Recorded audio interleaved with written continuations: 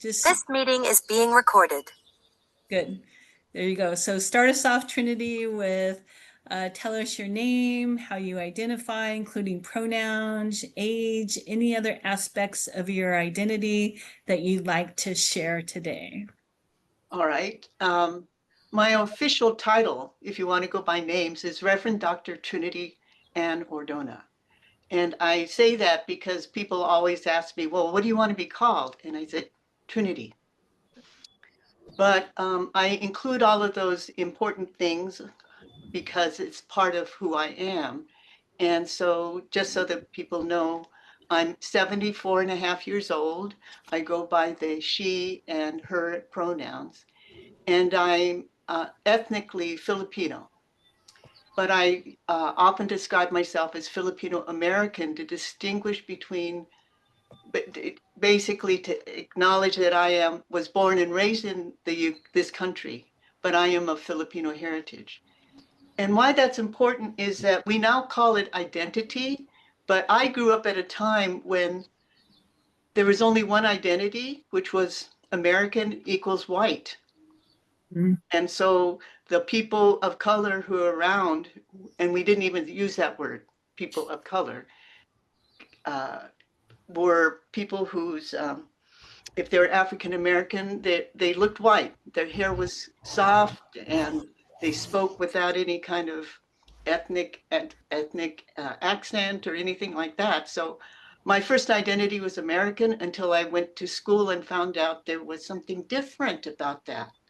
Then it took me the next 20 years to identify what that difference was and to throw off the negativity of that difference so that I could assert it positively. So that means that by the time I was in my 30s, I was a lesbian, Filipino American, and I considered myself part of the movement. And that was a term that we use very commonly. Are you in the movement? And it was on the ground movement. And it was until I went to graduate school that I found out that that was called identity. I said, oh, okay. Glad to know you're telling me what I was, since I was on the ground doing it. So that's what I wanted to say about my identity. And things that influenced my identity had more to do with myself coming to awareness, finding the words to explain that to myself, sharing it with other people, as opposed to taking on a label that somebody who observed me from across the street said, oh, you are such and such. And I fortunately grew up at a time when we created our own identities through our own self-evolvement and awareness. It wasn't really until way later that somebody else started saying what we were. And whether they were right or wrong, it didn't bother me because I just knew who I was. So I would say that was, in a simple way, who I am and how I came to that understanding. And now that's called identity. Thanks for sharing that, Trinity. Okay. Thanks for being here. George, you want to go next? Thank you. So I'm George Dix. My daytime job is I'm a geriatric mental health specialist. I've worked at Harborview Mental Health Services for 42 years now, and I'm the lead for the geropsych program. My pronouns are he, him. I identify as an African American gay man who was raised in the military, and I'll tell you quite honestly, that's perhaps one of my strongest identities by a long shot. I really resonated to everything that Trinity said. We're exactly the same age. My birthday's December 22nd. So like I said, Yeah, I am we're real close. Yes. 6 months away from turning 75. And so I grew up I'm a boomer. And I grew up in a very transitional time around and identify with being a Black advocate. I'm a survivor of the Vietnam era of the military. I grew up in the military, went to work for them right after I got out of college, and I wondered one day if that had affected my life in some way. And that's when I moved to Seattle at 28.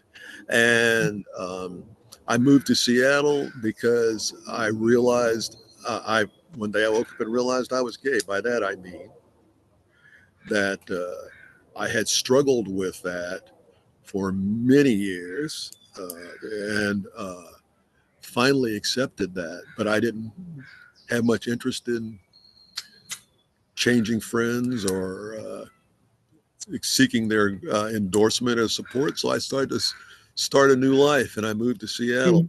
And again, the question I had in my mind, as I said, was if you've been in the Army for 28 years, I wonder if it's influenced how you think. And I figured, how are you going to find that out? So I decided to find out who I was. I moved to Seattle with support of my dear lesbian friends, Liz Otis and Connie Worm. Some of you may know Connie. And it was the beginning of the best thing that ever happened to me. I have been able to be an advocate. I lived through the AIDS epidemic. Excuse me. My generation is characterized by sexual revolution.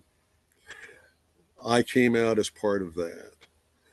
The AIDS epidemic hit promptly after that. I lost many dear friends, associates. I have many people in my life who are still survivors of that. So I identify as being a survivor of that epidemic. I participated in the life as on the board of the gay clinic, and I've been an advocate on behalf of African Americans through my work with ADS, Aging and Disability Services. I was past chair of the Mayor's Council for African American Elders, which I'm so glad to see Dr. Renee here as also having borne that role. And all of this has become my life. I taught at Edmonds Community College for 25 years. And Sven, deeply embedded in the life of this community. I'm a father to an 11-year-old right now. And Andrew is out and about with, and that's a real challenge. And I became his custodial parent about a little over a month ago. I'm married. Ken and I, my partner, my life, love, married about 4 years ago. So I've had an amazing life, is what I want to convey to you. One that's interesting and fascinating. But I also want us to all keep in mind that we have gay ancestors. And I learned from being Black. The first time I said pride around identity was when I was integrating a high school in Augusta, Georgia. And James Brown came out with "I'm Black and I'm proud." Yeah. And it changed me. Yeah. So I'll shut up now and just let you know that this whole life thing I experience around identity is just an ever evolving process. Yeah. Mystery. Thank you. Isn't that the truth? Thank you, George. Thank you so much. Victor, please share. Hello, everyone. Thanks for being here. I am Victor, he, him pronouns. I'm new to the he, him pronouns. My identity has taken very drastic jumps throughout my life. I started my medical transition 3 years ago.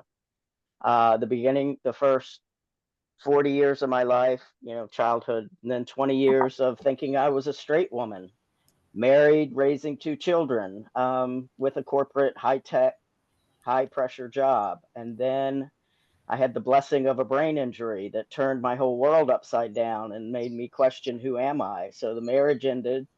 I came out as bisexual and started exploring that identity. And then I became non-binary, realizing that I'm not one or the other, and that lasted 15 years. And then with the advent of all the accessibility for transitioning, I realized, hey, this isn't just for young people. I can do this too. And it was the best decision I ever made, other than to have my kids. So I am a recent retiree. I'm a decade younger than my co-panelists. I will be 64 in a month. Um, so I'm on that borderline that never felt like a boomer. I'm in between the boomer Gen X. They even have a little niche name for it, Generation Jones. So I've always been neither one thing or another. That's like the theme of my life. Um, I am an activist. I I'm a practicing Hindu. You probably tell by my background scenery. I got into decolonization work. Um, as part of that, I also try really hard to be an anti-racist. I did a lot of anti-racism work online, and my Facebook profile says I am a novice at overcoming my whiteness, because that is one of those identities, like Trinity mentioned. It didn't exist back when we were younger, and then all of a sudden it did, and it was like, oh my God. And then it becomes glaring, like you can't unsee it. And now, with being totally seen as a white man, oh my God. And Wow. the privilege, the unearned privilege that just dropped on me like somebody flipped a switch is appalling. So that's an identity that has really shaken me up and changed a lot of things. So yeah, like George said, this is an ever evolving, this identity thing. It's not set, and we just flow with it and then Yep. address what is there to be addressed. Yep. And I love that we are the people, to really understand that as we grow older, who we are and how we identify really is always evolving. I think that's true for everyone. And I think as LGBTQ plus folks, we may have a more intimate awareness of that. So thank you. Thank you, each of you. And I want to, you've all have said parts of this, but I want to volley back is, if you want to add anything, is how have your identities influenced your experience of growing older? Like you've added pieces of that, you've said it, but I want to see, like, is there anything else you want to add, particularly listening to others? And whether it's a surprise, a challenge, or a gift, how have your identities, multidimensional people that you are, influence your experience of growing older? Does anyone want to respond to that one? Go ahead, Trinity. Yeah, I one of the things I'll reference back to this is that I went back at the age of 40 to get my doctorate in history of consciousness, and it was one of the rare graduate programs that studies a question in both breadth and depth. It's not a silo approach, meaning study only history or study only sociology. You take one question and look at it in its complexity. So I'm going to add that point of view in what I respond to, because I want everyone, including ourselves, to recognize that the baby boomer generation, in particular, those of us in the baby boomer generation, and I come from a family of 13, I'm in the middle. So my oldest is 10 years older and the youngest is 14 years younger. And as a result of that, right there's a big difference in my family's actual lived experience of the same. They just missed it or they got all of it. And you're in the same family, same parents, same experience, but not. And I say that because our generation who went through this is a very important transition from World War II and the FDR and the Depression. And we transitioned into that through our lived experience of what that meant, because coming to our own identity broke the barrier. Yeah. of who defined American, who defined Black, who defined anything, gender, Yeah. etc. So we were caught in that. And because of that, we are transitioning to the next. So I think the experience that we have is a wealth that Mm. we, whether we squander it or amass it and share it, is dependent on our understanding of it. So I welcome this experience in order to share it. Mm. And that's why I would say that, you know, part of the way that I learned was the hard way, meaning when I was in high school, I went through an experience. I ran for a class office and I was suspended for leaving campus to go home and get my speech, and Mm. you know, and severely punished for that. Mm. Taken out of the race, you know, barred from any membership, and then they threatened my scholarship, which also was attached to my two other sisters.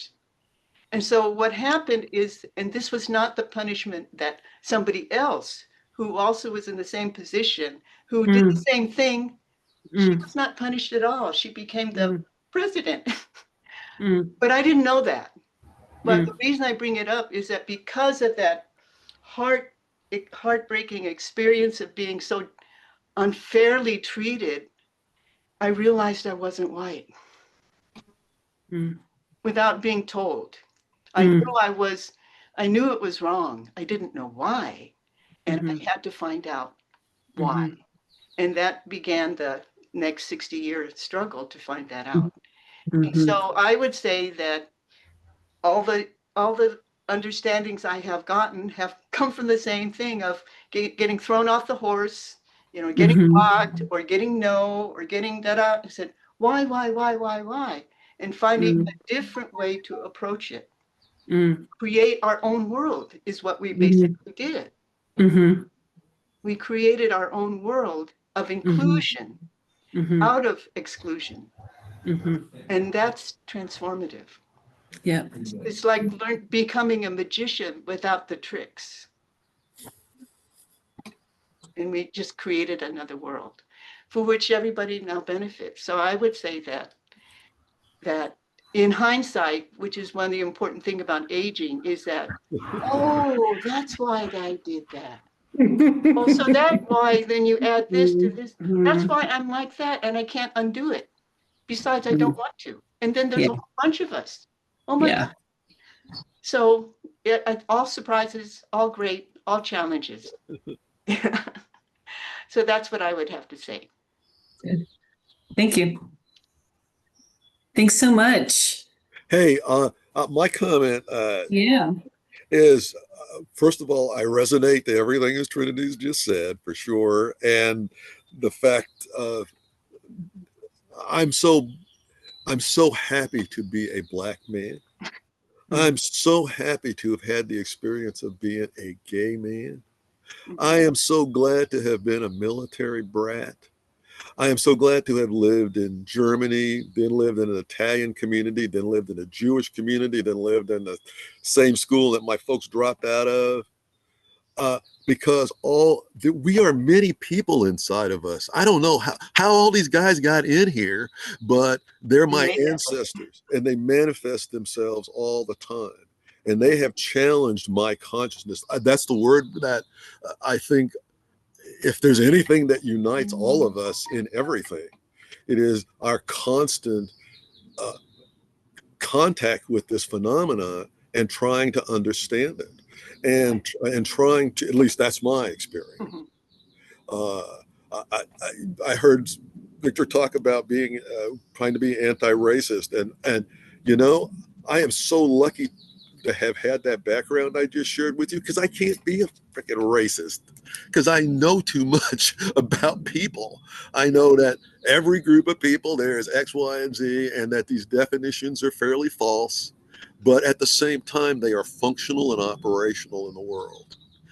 I have a legacy as a gay man through many generations, as gay Black men, who were so powerful in the civil rights movement, whether that's James Baldwin, the most articulate spokesman, whether Still. it was, I could just go on. I'm blocking on the guy who organized the March on Washington. Right. Yeah. So this is, I embrace these things, and also, I'm going to say a foolish thing. I feel sorry for people who are normal. That is such a blind alley. Yeah. That is normal is so sterile and unable to bring more out of me. This 11-year-old in my life has really stirred up some dust. My attitudes about kids, my attitude about music, all kinds of stuff. Instead of saying, "Wait a minute, remember when?" Well, excuse me, it's compelled me to say, "George, remember when you were 12 years old?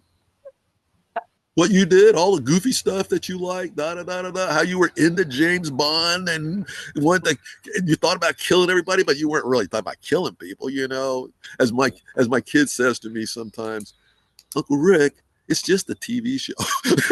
I got it. I know that. And so it's been a joy and a challenge to be reminded through the various ways that I intersect in the world. As a professional in mental health, if you Google mental health, what you get is mental illness. Yeah. You will not get mental health. And that has been something over these 40 years of practice that I have evolved into focusing on the strengths of my clients, the importance of all of us telling our stories. That's one of the greatest losses that I experienced as a gay man who lived through the AIDS epidemic Right. and aging, Mm-hmm. period, is that I can't tell the stories that I used to tell with Bob and Roger. I don't have those people anymore that complete my identity. And I lost many of those people that I loved, whose brotherhood and intimacy I shared. I have a cousin, straight man, whose daughter was suffering with HIV/AIDS at the time that we all were out here. They were in Augusta, Georgia. Her people wouldn't touch her. Oh, wow. Grandmother wouldn't feed her. He had to carry her in his arms into emergency room because no one else would do that. Nobody else in our family could relate to him and that struggle from a different perspective. You and I have been given a vision of the world that we need to respect and value. Yeah. And we have a place in this community that's very important. So that's what's powered my identity from. So again, us baby boomers, I think we had a unique opportunity in our time span. We are a transitional group. Yeah. And we have had a unique experience to discover things about the world. Remember, we're the first TV generation. That's when the kid's sitting there with the phone, I have to remember Saturday morning, cereal and a bowl of cereal, right? And sitting down at hours of cartoons, right? And I loved it. Yeah. I grew up in the military again, Golden Gloves, all that stuff, but I'm not a violent person. I'm not at all. And I'm pacifist, etc. So we have had a chance to have a much deeper exploration of what consciousness is and how it manifests in our social connections. And so let me shut up. And again, There will be.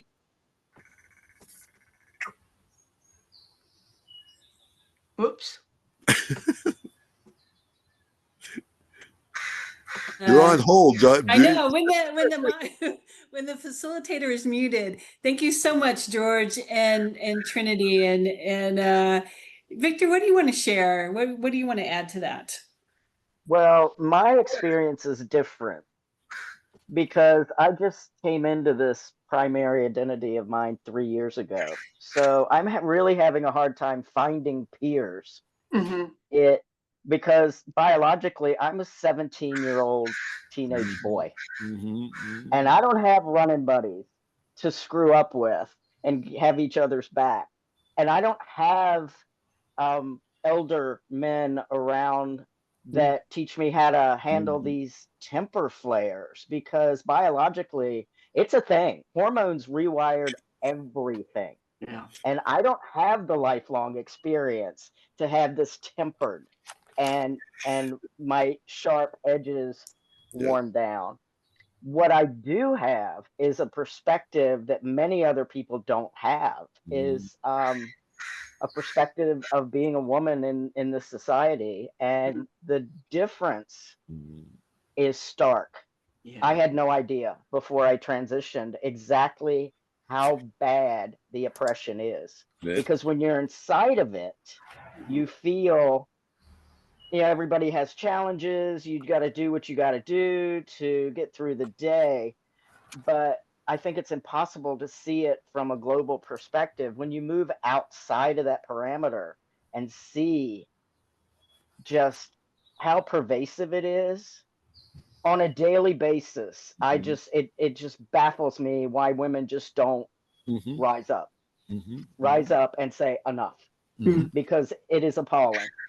So I don't have the experience that George has of living through the AIDS epidemic, because back then I was in a monogamous marriage, raising 2 kids and having a career. So I find myself not realizing what my age peers have gone through. I'm not appreciating the heartache and the pain. And I have to stay conscious of that. And I have to, I just have to be mindful when I'm in spaces with my age group, that not everybody had the same trajectory. And all of this was a surprise. It's a challenge, and it's an immense gift. I agree that it's all of these things. Good. Thank you. Wow. Yeah. Thank you. It's wonderful to be in conversation with 3 activists. So I kind of want to dive in deeper, and just seeing the pace of our conversation. I want to ask, I guess, so there's, we were talking about this earlier in there's 2 parts to this question. So, one is and I think you've touched on this too. So on one hand, what's something powerful, joyful, and unexpected about growing older that people should hear about? And you can take that question and dive into that. The other part of it is, given this landscape that we're living in, where our rights and progress over the last 30 and 50 years are being challenged and eroded, what are some of the strategies that got you through those early years, AIDS epidemic, trans pride, that you find extra relevant today, that you're going back to? So you can answer both or either of those questions. So one is something joyful, powerful, and unexpected about growing older that people should hear about. So often all we hear about growing older is diminishment. And clearly just what y'all have shared so far is not what growing older is about at all. But that would be really easy to dive into. And we have so many life experiences that are really relevant, life strategies that are particularly relevant now. Just like some room to talk about those too. So just kind of open that up. See who wants to dive in first for either or both of those questions. Wow, I've lost track of the question. Yeah. Do you want joyful, powerful, and unexpected about growing older that people should hear about?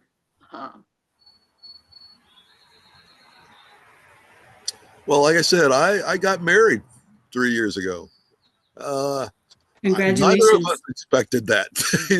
Excuse me. I was vehemently, in fact, Judy will tell you, George has articulated that gay marriage stuff is just about being white. That's about being white.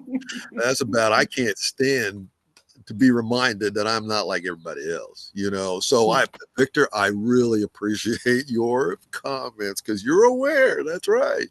And that I was afraid that gay marriage was going back to sleep. Mhm. Because struggle is a Mhm. pain in the ass. I mean, being constantly aware of that in the situations you encounter socially. So when I go into a store, I know I'm black man. You know, it doesn't matter what store I go into. It doesn't matter who I interact with. I'm a black man. You know that. I also know that when a cop stops me, Oh, I'm a black man. Mhm. But I also know that when I open my mouth, he doesn't know what the hell to do because I'm not coming across to him like his stereotype. Okay. So one thing is to be conscious of who you're interacting with.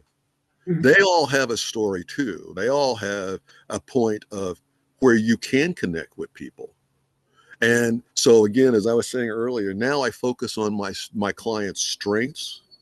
I focus on the common story that we have, that we share, the common identity that we share.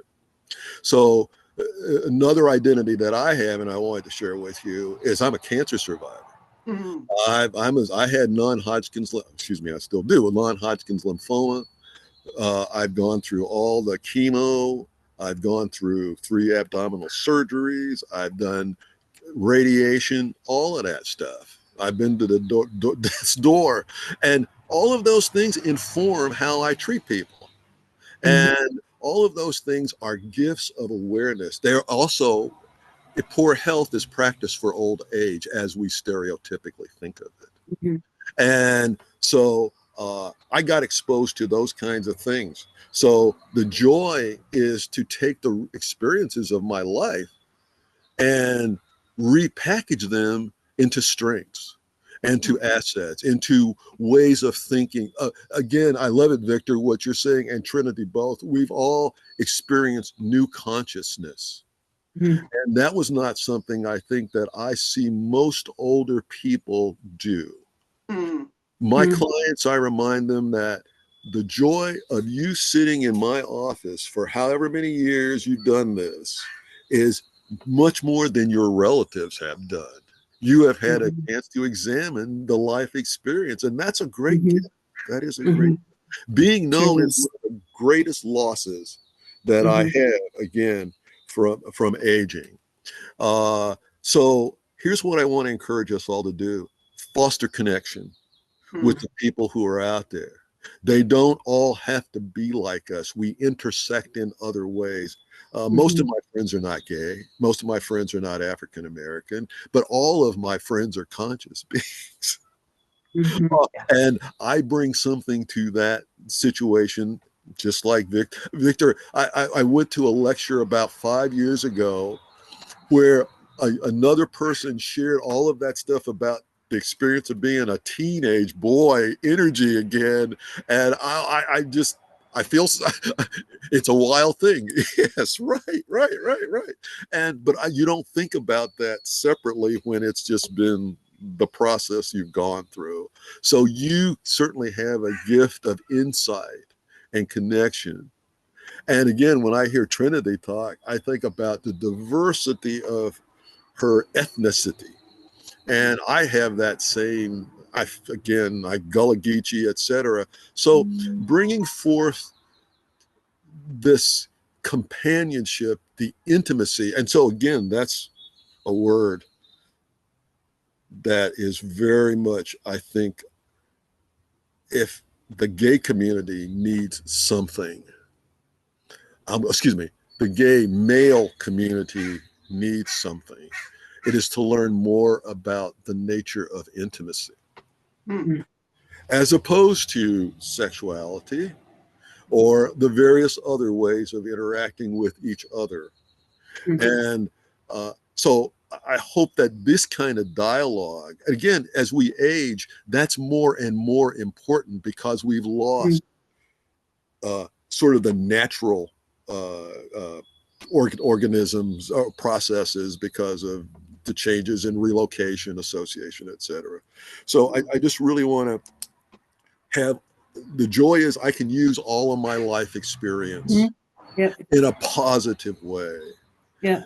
You need to recognize, all of us as gay people and allies, is that we have always been at war. There's never been, this is an illusion. These last 50 years have been a wonderful respite in a certain way, a time for us to gain our strength, to organize. But we've always been here, and we've often been at odds with each other, depending on how much money we make, where we stand in the social hierarchy. That is, J. Edgar Hoover was the biggest queen out there, right? But and Roy Cohn, horrible people. Mhm. And Mhm. who did they attack the most? Yeah. Okay. So Yeah. our own internalized hatred, we really need to Mhm. deal with that, because in this era, it will turn around. You will have the Nazis who supported Hitler to begin with were queers. I hate to tell you that, go back and do your history. Yeah, the brown shirts, etc. So Yeah. yeah, this gay thing is not, it intersects in every aspect of life. God bless you, gay Republicans, so I'll just say it that way. Good. But yeah, let me shut up. Good. Good. Thanks, George. Good. Trini, what do you want to add? Well, George, you've brought up so many great points. So what I want to do is kind of dive in internally to share my experience from being inside a community, the Asian community, which few people know what goes on inside. Mm-hmm. And first of all, we're very old. We have a 5,000-year continuous culture, civilization. Mm-hmm. Yes, we fought and killed each other, but we never collapsed. We stayed together. And it was not until the 1965 immigration law changed that even Asians were allowed into the US after the Chinese exclusion law, which limited Chinese people to 200 a year. Mm. So I'm speaking from an experience where we're the new kids on the block. And the thing about it is that when we came into the politics of the 60s and 70s and the empowerment movement, and there was Black Pride, then came brown, yellow, red, all of these things, we then had to say, well, who are we? And then who are we together? So we had to spend like 20, 30 years just talking to ourselves. Korean, Chinese, Filipino. What is Asian? What about the adoptees? What about those who are biracial? All of those kinds of things. And I say this because I want to share that I think one of the most important struggles that we had in the Asian community that took place at the very same time of the AIDS crisis, because like other communities, the the the Asian gay people who also had AIDS didn't want to go home. Didn't want to go home because of the feeling of rejection. Um, and then the family was kept at a side. But at the very same time, the lesbians among us, we had this urge to have babies. And I didn't know that until I got to that age, and I was a lesbian, but I wanted to have a baby. I didn't know how I was going to do it. What happened? And then came, assisted insemination. But then in our culture, you cannot hide the baby in the closet. Cannot. And so we had to find a way to come out successfully to our families, or this baby would not be happy. So without really fully understanding that that was one of the motives and taking place at the same time as the AIDS crisis, where the family had to come together to provide support to their Asian gay sons, we basically ended up working together on the same issue, coming at it from two different needs, but to the same family. And so what happened is that the Asian culture, whether it's Chinese, Japanese, Indian, etc., is very family oriented. And it's also role defined, meaning parents and children. So whether you're a 20-year-old mother or an 80-year-old mother, you're a mother.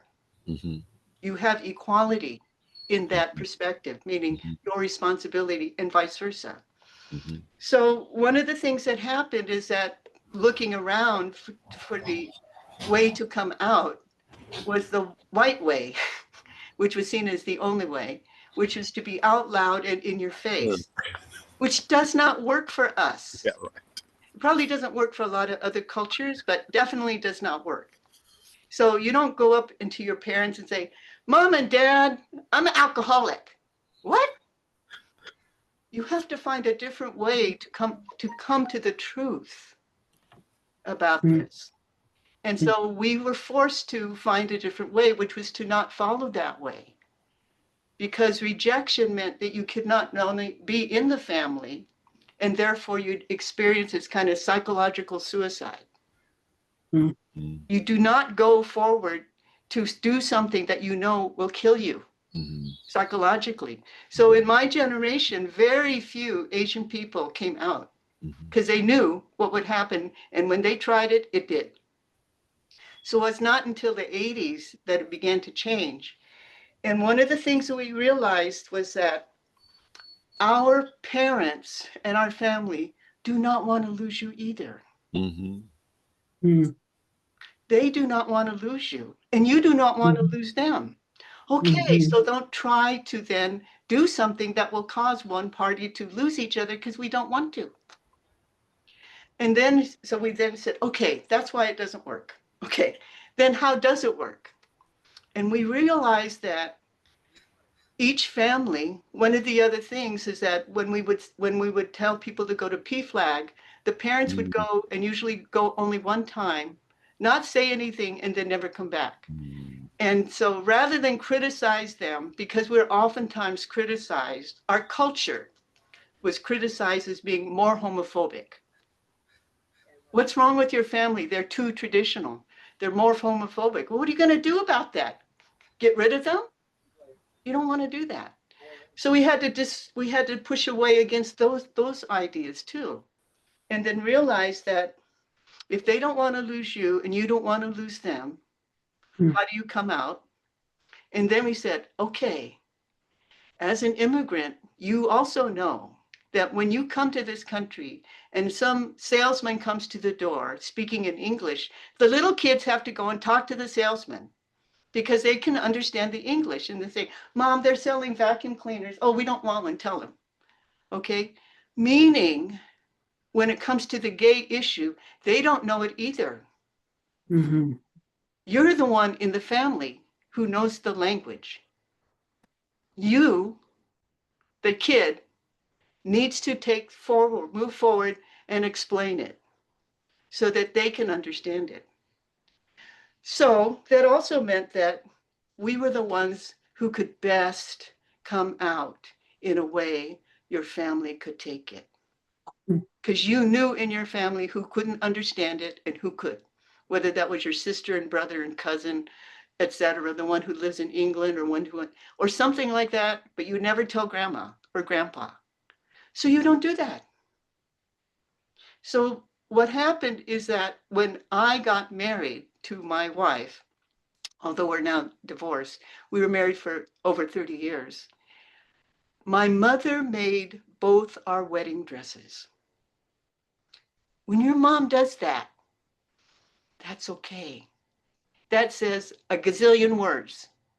You don't, books, you say, wow. So that means that anybody in the family who had a problem with it, we're going to have to fight with mom. You do not fight with mom. You just, it's just too stupid. You just step back if you can't stand it. But if mom made the wedding dress, that tells you this is okay. In fact, when I got married, My dad didn't even know we were getting married. He looked at the wedding invitation, went to my mom and said, "That's another girl's name." Mom didn't say anything. "We're going to San Francisco on weekend, okay?" And then what is he going to say? My mother raised 13 children.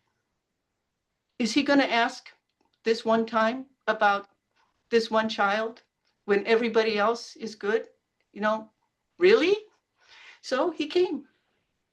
And what happened was an opening to a process that we then told everybody, you know your family.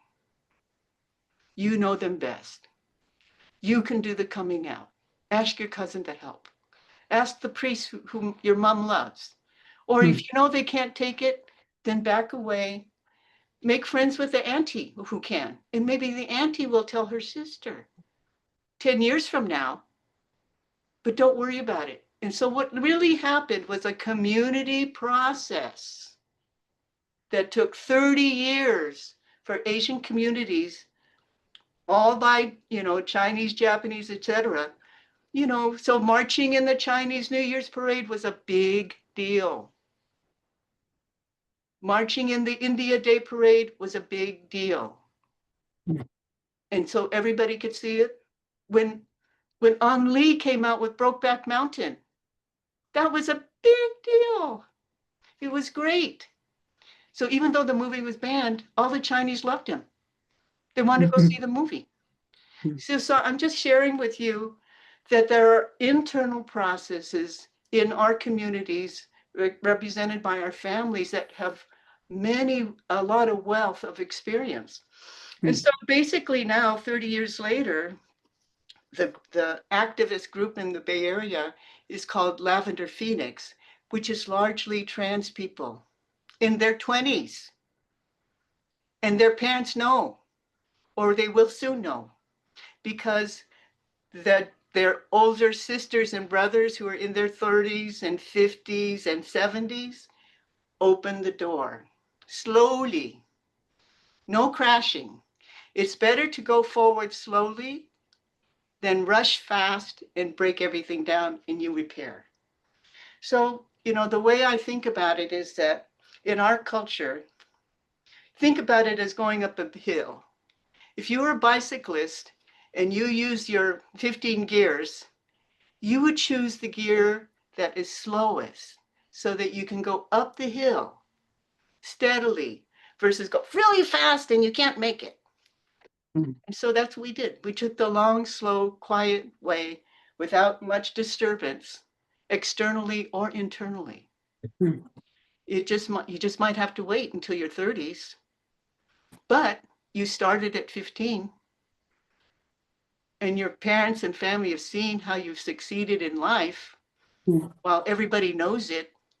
And at the same time, by the time you're in your 30s, well, they got an opportunity, they're going to so-and-so, and I think they're going to have a baby next. They don't even talk about how the baby's going to come.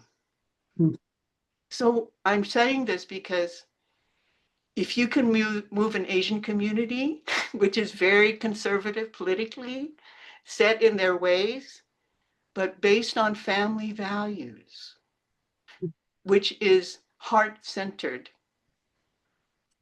it's possible. We did it. And I know everybody else can. And that's, I think, one of the reasons why you'll see, Asian gay people on TV, Killing Eve, the TV series, and B.D. Wong, very famous, and the guy who played Mr. Sulu, it all had to be done in awareness to your community. And for some communities have to wait until now to be able to break through. But the many little steps have been taken. So I know when the JEACL took a stand to support same-sex marriage, the OCA, Organization of Chinese Americans, had to think, oh, okay, what about us? Where are we? These are private, not public conversations, but we all hear it. And so this is, again, the big contribution that this small community can make. Because like you said, George, It's consciousness. And with the Mhm. consciousness that we asked our families to come to in accepting our gayness, their brothers and sisters aren't being challenged like that at all. It's you're asking your parents to make this big leap that Mhm. nobody else in the family, including the parents, have had to do. So help them. You know, be the best kid that you can to them. Love them in their not knowingness. Hold your Thanks, tongue. Trinity. Yeah, that's what I got to say. That was a lot, but I thought it was important since this experience, no one else is going to talk about inside of us.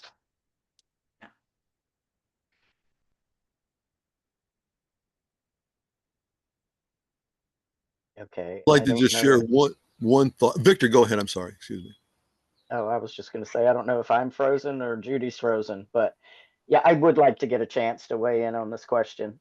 Mhm. So if it's short, George, go ahead. Um, the only thing I was going to say is back to Trinity's point about the family. On all honesty, I come from a very conservative background, as you might imagine. I was raised Southern Baptist, and but I'll tell you, the only person that it mattered to me, oddly enough, was my father, Mhm. who was an infantry Mhm. first sergeant. I'll translate that into whatever you want, but 2 tours of duty, Vietnam. And I moved out here specifically to come out. So when I was about 30, I had my first sort of broken heart.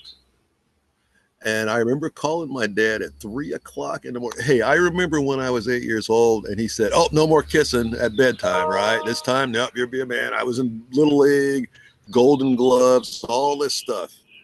And then here I am in my late, and I never talked to him about this kind of thing. We had a turbulent relationship. But I said at 3 o'clock in the morning, I don't know why I'm calling you, but you're the only person I want to talk to. And he stopped me immediately and he said, "You have a broken heart." Whoa. And he said, I said, "Dad, there's things I've never talked to you about." He said, "Son, I know you're gay." And and he said, "I've talked, your grandmother and I talked about this years ago, da da da da da. Oh, by the way, I've known gay people in the Army, da da this. And oh, did you know your grandfather had a club downtown called the Soda Club where gay people." And I go, Yeah. "Why didn't you tell me this?" Well, you had to figure it out yourself. Yeah. At that moment, I realized, talk about a shift in consciousness. I realized I come from smart people, Yeah. thinking people, because he Yeah. had no P flag. He had nothing Mm-hmm. but his own lived experience and Mm-hmm. understanding that he had developed. Now, this is back when nobody was, supporting the kids, et cetera, et cetera. It Yeah. was rare. So that made me have so much more confidence in my own ability to sort things out, Mhm. to think. So you never know in your family. I'm totally out in my family. Everybody knows. It came up at one Thanksgiving dinner when I would go home, which I used to go home every year with all of us to reunite with the family. Uncle Bubba, who I had known who was my favorite uncle since I said something about faggots at dinner. And I stopped dinner. I said, "Wait a minute. Bubba, you've known me since I was a baby. You raised me. I mean, I babysat your kids." "Oh, I wasn't talking about you." Oh, you're telling me that if Mm-hmm. I said nigger and you were the only black man in this room, that you wouldn't think it was about you? Okay. And then my other family, all of a sudden I start hearing these other stories. So here's the thing, you never know. Yeah. And and it is that piece that we do know that those personal relationships Yeah. and being true to ourselves is how things shift. Mhm. Um, and that is timeless. That doesn't stop being true at a certain age. So this is I appreciate this conversation. And I think I got cut off. Did it, was everyone on and I jumped off? Yeah, No. yeah, Okay, that sounds good. yeah. I didn't know, it felt like a little bit of a warp. But everything seemed like it was going along fine without me. So that's always a beautiful thing. Victor was one made a comment. Yeah, Victor, I wanted to ask you about that joyful, powerful, unexpected about growing older. Well, the one thing that is the most joyful is the autonomy that comes with being retired. Mm, Now I was a business owner for 20 years, and if every month there was that question about, am I going to make the rent? Because I am an anti-capitalist and I let my clients pay what they could afford for my top level web services and IT services. Or I worked for tiny nonprofits who couldn't afford an IT person, and I gave them deeply discounts. So I've been at the poverty level for 20 years. And now, because I had a high powered IT corporate job for the first 30 years of my career, I get Social Security. So now I don't have to worry about the rent. So I get to do whatever it is I want to do when I want to do it. But hmm there are limits that nature puts on that, because I'm getting hmm older, and even though I'm 17 years old, my body says no, you're not. No, you're not. But what I wanted to talk about was, I want to kind of tag on to Trinity's Lavender Phoenix. Mhm. I have, because I'm so new to being trans, I have had the joy and pleasure of camping out on bulletin boards and Reddit and joining a trans choir, and I'm interfacing and interacting with people who are in their 20s and 30s mainly, and they're thinking they're too old. My whole life has gone by. I'm too old to transition. I've wasted, and I can be this example that that's not true. Mhm. My joy in living my truth. I I can't tell you how many times their jaws drop and they're like, "Oh my God, you just gave me so much hope." Yeah. So being intersectional to these younger people in our community, a lot of these alphabet letters are siloed. They are, there's some headbutting between the L's and the G's, and I live in a LGBT plus affirming building, and I have seen it firsthand. There are tensions and struggles, and the more we can interact with the generations below us, and we get so much from them. I could transition because they paved the way to make it normal. They normalize being trans. Yeah. And these young kids are powerful, and yet they don't have the life experience to realize that not everything's going to go their way. And they agonize over these tiny little stumbling blocks sometimes. And to be an example and to be a mentor of, I didn't have near the possibility that you had and the opportunities that you had, but I had a really good life. And they can feel the authenticity in those words. I'm not just telling them a nice rainbow filled story. I really did have a fantastic life. And so it gives them hope, and it gives them a way to plot out a course that is more satisfying for them. And we can be their family, we can be their elders. Yes. I get so inspired from these youngers. It just, that that is one of the true joys of getting older, is seeing what all of our struggles have paved the way for and opened up possibilities for them, and benefiting from all the ways they are showing up with their rigid ideas of, no, you must accept my neo pronoun or the world's going to end. That just opens the horizon broader for us, and it makes our journey easier as elders, when Yeah. sometimes we have diminished capabilities for fighting, because I just don't have it in me anymore to keep Mhm. to keep fighting all the time. So God bless them. And Yeah, it's just I think being intersectional vertically in the age range needs to be talked about more, because Mhm. there are these millennials and Yeah. zoomers, and there's so many stratification here Mhm. that doesn't serve us. Mhm. So that's what I wanted to say about that. Good. Thank you so much. And we're right on time in that way. But I guess I want to ask, just in a nutshell, whether it's, I guess I want to ask the panelist in a nutshell, and then also open it up to Questions. folks in the audience who are listening in can put it in chat.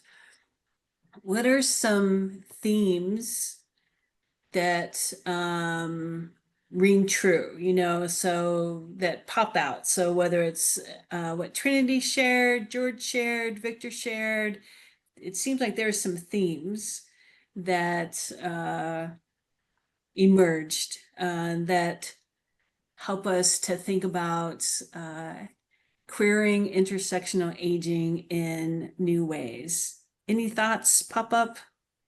We may be too close to it. I'm definitely moderating and listening, but I'm just wondering, did any trends pop up that seem to be true all the way through? George, Victor, Trinity. I don't know about trends, but I did want to say that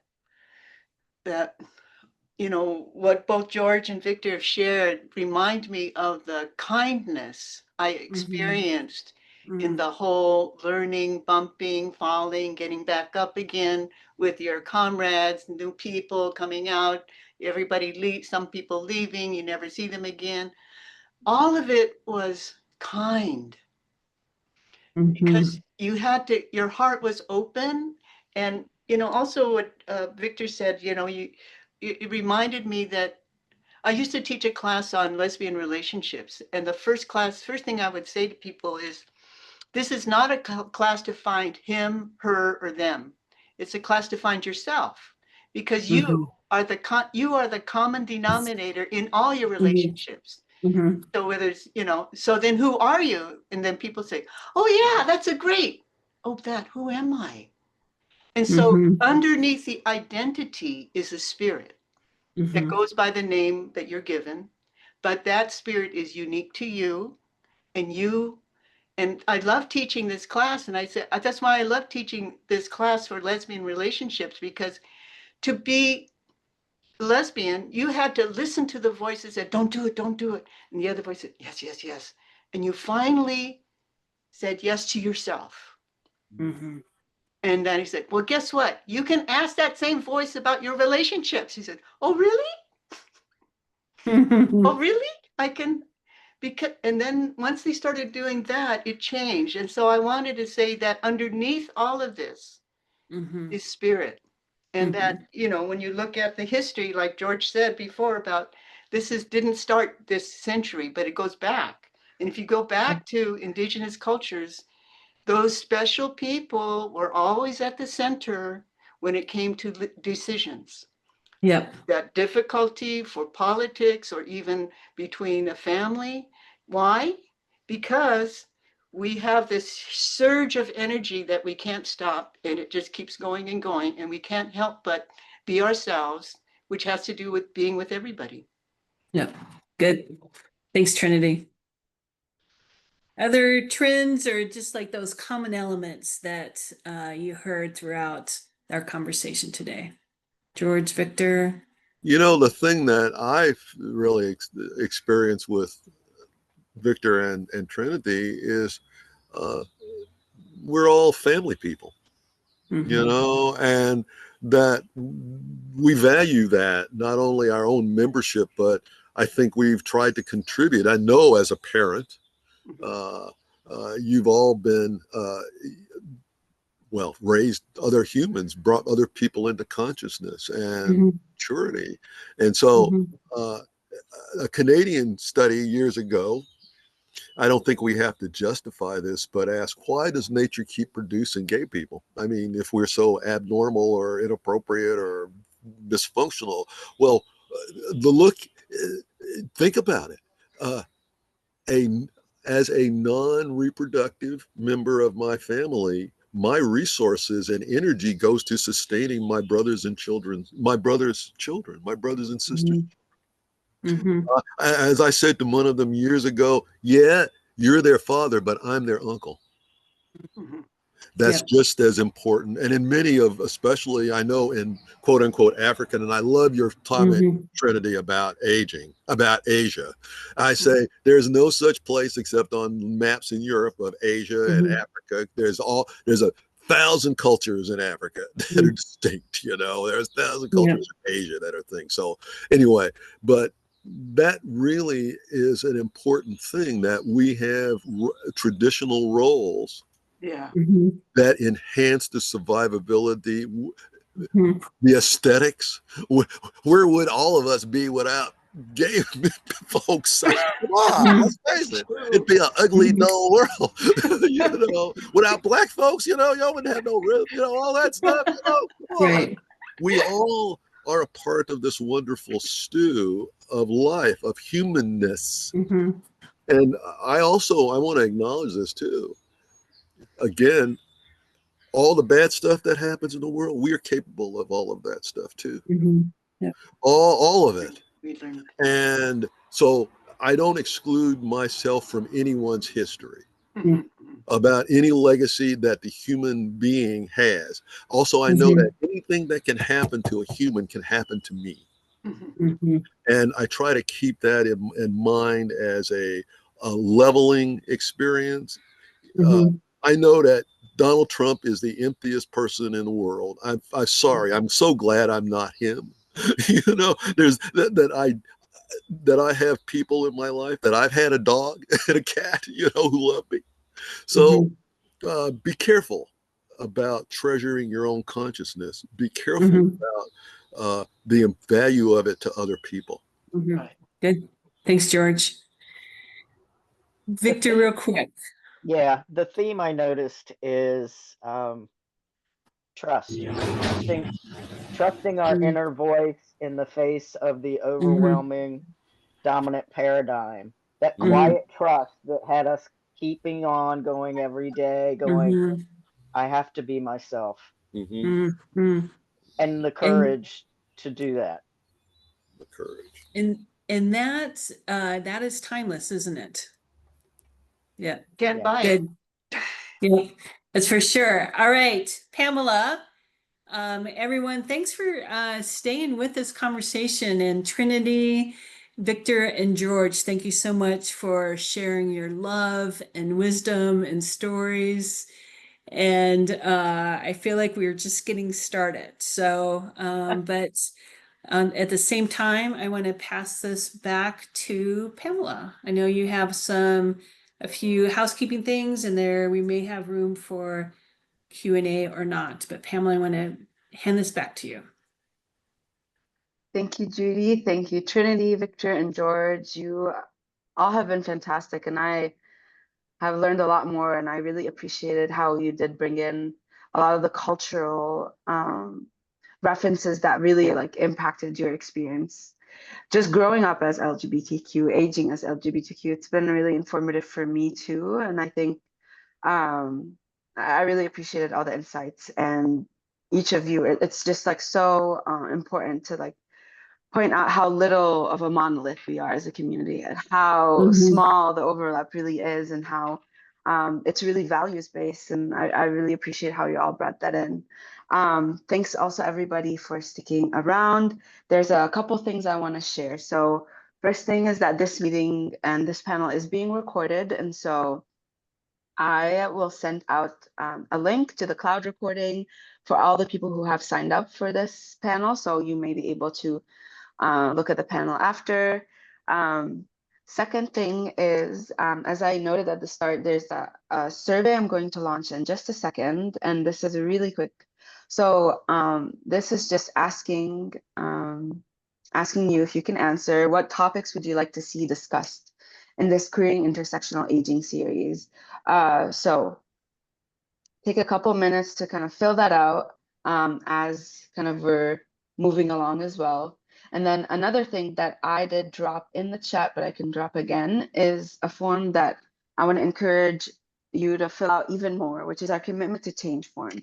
And so as part of my role in outreach and education, we do workshops, presentations, we work with senior centers, we work with a lot of caregivers and medical providers to provide trainings on how to work with LGBTQ plus seniors, but also what their specific needs are. And part of that is educational panels like these. So I'm going to drop the link again for a form. It's called the Commitment to Change form. And in it, I'm going to ask you to write 3 if you can, but kind of try to stick to 2 minimum of individual, realistic, and feasible commitments you can make for LGBTQ plus seniors in your life or in your communities that might improve their existence in the spaces that we share, in the spaces that we occupy together.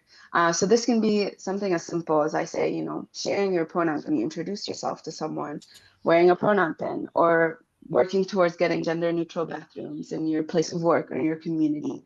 Or it's making sure that we are memorializing anniversaries of LGBTQ seniors that are not as celebrated, because as George pointed out, gay marriage is still an issue that, and it's still a topic that has a lot of contention around it. And so not forgetting that there's a lot of small things at the individual and group level that can be done. And so I will share this again, but take the next 1 or 2 minutes, and then at the same time, this is kind of a third request, I'm going to ask if any of you have questions for our 3 panelists or for everybody. Drop them in the chat, and then we'll have probably like 6-7 minutes for Q&As. All right. Okay. Beautiful.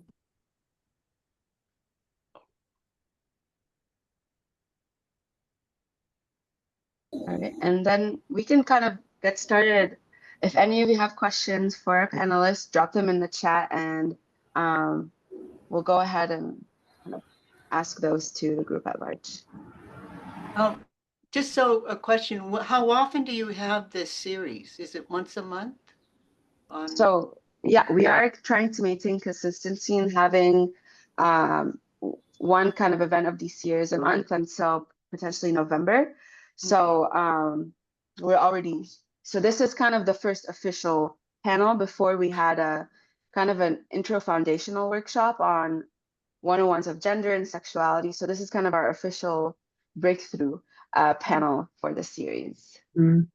Mm. So I see we have a question from Jan that, Judy, if you'd like to ask that Sure. in the chat. Sure will. Good. So, how has religion played a part, or has it been a challenge in your journey, and how have you dealt with it? Who wants to take that first? I'd have a quick answer. It hasn't been a challenge at all in my journey of Hinduism. We've got the gods and the goddesses that change gender and form all the time. So there's a lot of precedent for that. And I haven't felt othered or in any way shamed or judged. Good. Thank you. I think from my experience, Christianity in its form, other than in the Philippines, which was colonized by the Spanish, so our Catholicism goes back 400 years, is basically a modern phenomena. So it's as a result, then when I've been in Asia, the question of religion turns out that family trumps all. Because there was currently Taiwan, for example, was the first Asian country to approve same-sex marriage. And in the media, there was these big demonstrations by the Taiwanese Christians. And then the gay people, basically, they would put up their own kind of TikTok video of their parents talking about their gay kids. Mm, And that mm, just does it. mm. Sure That does. just does Yeah. it, you know? Conversation over. Yeah. Because they said, this is my son. He's a good son. He does this and this and this and this and this, and he's gay. So now they have Mhm. Black China. Wow. Whew. So I'm saying that that's my experience. It doesn't mean that there's not conflicts, but there is an underlying Mhm. logic underneath all of it, which is the human Mhm. experience, Mhm. which we've all spoken about. Yeah, So, we have. thank you both for your thoughts. I was raised a Baptist, Southern Baptist, and all that connotes. I was very into that as a kid. I've embraced more traditions, but I haven't abandoned mine. And what I mean by that is I separate church, the institution, and religion from the words of Christ and my own spirituality that I find in many places, everywhere. Uh, and so I'm not a religious person. Uh, First of all, again, there are so many religions in the world, and I did study that, not just Christianity, but compared religion. I have curiosity about all the concepts of the Bhagavad Gita, etc., the Mahabharata, etc. So yeah, I have explored many other traditions. They say pretty much the same thing. Mhm. Do unto others as you would have them do unto you. Mhm. And also that there are no simple answers and that you have to live your life Mhm. with integrity. And I don't see any inconsistency with being a gay man in that regard. Mhm. Um, I wish there are other people out there who embrace, in my family, the religion, and that's Mhm. why they have some judgment about me. But uh, I'll say this: I think in Black culture, there has to be a lot of acceptance for a lot of different perspectives, Yeah. Mhm. and you don't just throw. And again, back to what you were saying, Trendy, about the family. In many ways, that transcends uh, the discord that we have within the family, because Right. there's lots of Mhm. that about a lot of things. Mhm. So Mhm. I'll just say it that way. Mhm. And like I said, when I had to confront my family at Thanksgiving, uh, the unspoken became a little more visible. I didn't feel nearly as alone. Uncle Bubba acknowledged that, oh yeah, I love you. You're my. I said, you guys all knew I was going to be gay when I was a little kid. Mhm. You all knew this. So it's not something that I chose or any of that crap. So and I also said, I'm not going anywhere. This is my family. Mhm. I Yeah. ain't going nowhere. You can go if you want to go someplace, Yeah. but I'm not going anywhere. Mm. I'm lucky because I'm the first kid of the whole generation. Yeah. That's a unique spot to be in, to be the Yeah. male Yeah. kid at the top of the generation, right? And was kind of special. I know that, but I use that voice in Yeah. this family. Yeah. And that 11-year-old who just came home too early, he's here in spite of all that stuff, right? Yeah. Okay, Good. there it is. Okay, Good. Thanks so much. thank Thanks so you. much, George, Victor, Trinity. Thanks to everyone for joining us on this conversation. And Pamela, it seems like folks are interested in doing this again. Different topic, but this seems like it went well. So appreciate everyone. And Pamela, I want to pass it off to you. Yeah, thank you, everybody. I feel very grateful for everybody that participated in this. Thank you, Judy, for moderating and facilitating this great conversation. I see we have just one comment from Mac. I don't want to ignore it. Mac said, I'm an 86-year-old gay male. I was raised during the 40s and 50s. Homosexual was not talked about as if it was a terrible thing. Because of that, my father was homophobic. I spent most of my life in the closet thinking there was something wrong with me. I came out in my 50s. Is there any other that have had the same experience? Mhm. You know, I'm sure if any of you want to just speak to that or just comment quickly on that, I'll have that be Mhm. kind of our last comment. But thank you, Mac, for sharing. Mhm. Yeah. I think the answer already was given by Victor, pointing out the silos and that we need Mhm. to cross through them. Mhm. And this is And a good example of the aging and elders and, you know, like, or melders mostly, you know. mhm. So I think that's that's a gap that Yep. we need to bridge. And what And I've it is, seen, Mac, go ahead. is yes, there are more and more people coming out in their 50s, 60s, and 70s right now. And that's what I was saying. It's because of the climate that the young people have fostered that is allowing us to do that. And I'm seeing that in all of my communities. So you're not Mhm. alone. Mhm. And definitely thinking too that it's that piece, Victor, I heard you mention, I think everyone else talked about it too in different ways around it's that courage within us that after so many years of experience, maybe there's it's harder to ignore.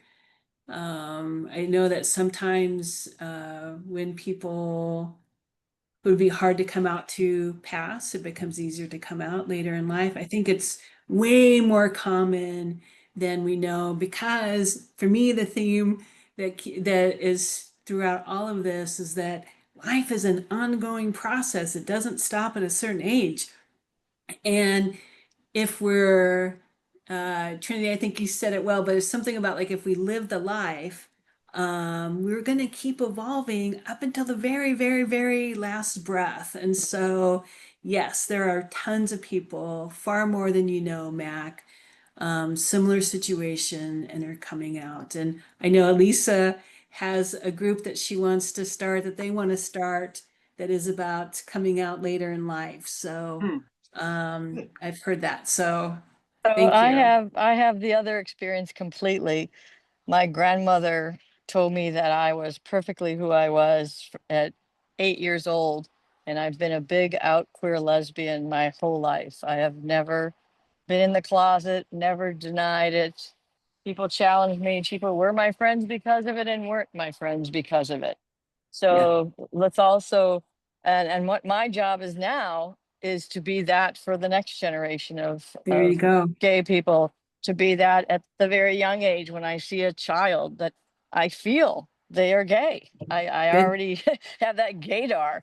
And as I feel that, I support them and I encourage them. And actually I've had parents ask me like, he's kind of different or she is like, what do you think about that? I'm like, they might be gay.